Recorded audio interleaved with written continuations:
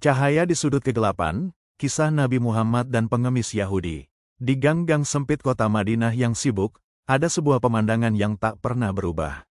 Di sana, seorang pengemis Yahudi yang tua renta, dengan mata buta yang keruh, duduk di antara tumpukan kain usang.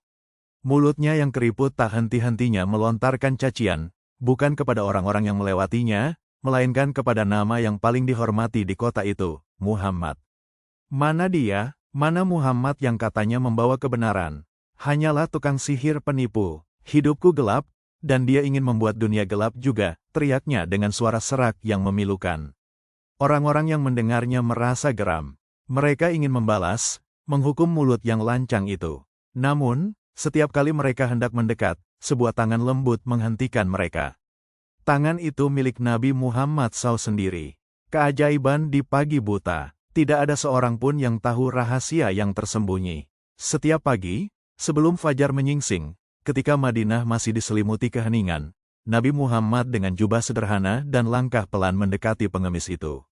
Beliau bukan datang dengan amarah, melainkan dengan piring berisi bubur hangat dan susu.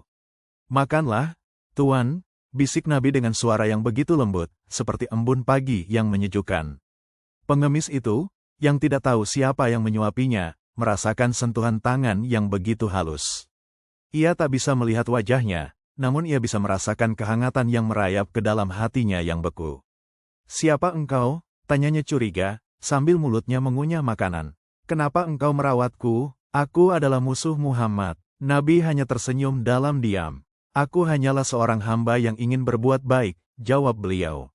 "Makanlah, Tuan." Setiap suapan yang masuk, setiap sentuhan lembut saat Nabi membersihkan sisa makanan di wajahnya, adalah bukti kasih sayang yang tak terbatas. Sementara sang pengemis terus mencela nama Muhammad, Muhammad sendiri yang sedang merawatnya, tanpa ingin dikenal, tanpa menuntut balasan. Fajar yang kelabu. Hari itu, Madinah diselimuti kesedihan yang mendalam. Kabar duka menyebar dari mulut ke mulut, Nabi Muhammad SAW telah wafat. Langit seolah ikut menangis. Di sudut gang yang gelap, pengemis itu merasakan sesuatu yang berbeda. Pagi itu terasa kosong, tidak ada lagi tangan yang menyuapinya, tidak ada lagi suara lembut yang menyapanya. "Di mana engkau? Kenapa engkau tidak datang?" rintihnya dengan suara parau. Tak lama kemudian, sebuah sosok datang menghampirinya. Dia adalah Abu Bakar As-Siddiq, sahabat terdekat Nabi. Abu Bakar melihat kondisi pengemis itu dan memahami bahwa ia adalah orang yang selalu dirawat oleh Nabi. Abu Bakar pun berlutut dan berkata, "Tuan, maafkan saya, tapi orang yang selalu merawat Anda, dia telah tiada." Pengemis itu terdiam, hatinya mencelos. "Apa yang kau katakan? Siapa dia? Siapa orang baik itu?"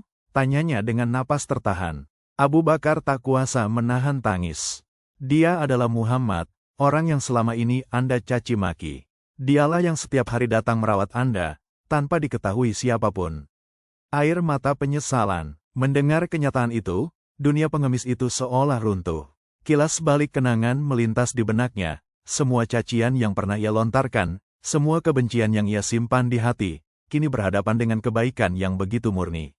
Ia tak pernah menyangka bahwa musuh yang ia bayangkan adalah seorang malaikat berwujud manusia yang justru merawatnya dengan penuh kasih sayang. Air mata penyesalan mengalir deras dari mata butanya, membasahi kain usang yang ia kenakan. Hatinya luluh, hancur berkeping-keping karena malu dan penyesalan yang tak terlukiskan. Ia tak lagi peduli dengan dunia. Yang ia pedulikan hanyalah satu hal, bertemu dengan kebenaran yang selama ini ia tolak. Dengan suara bergetar, ia mengangkat tangannya dan berkata, "Demi Allah yang memegang nyawaku, aku bersaksi tiada Tuhan selain Allah, dan aku bersaksi Muhammad adalah utusan Allah." Saat itu, bukan hanya pengemis itu yang menemukan cahaya, tetapi juga semua orang yang menyaksikan.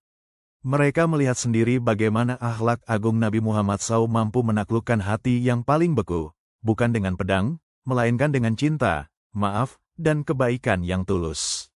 Kisah ini menjadi pelajaran abadi bahwa kebaikan sejati adalah kebaikan yang diberikan tanpa syarat, bahkan kepada musuh yang paling membenci.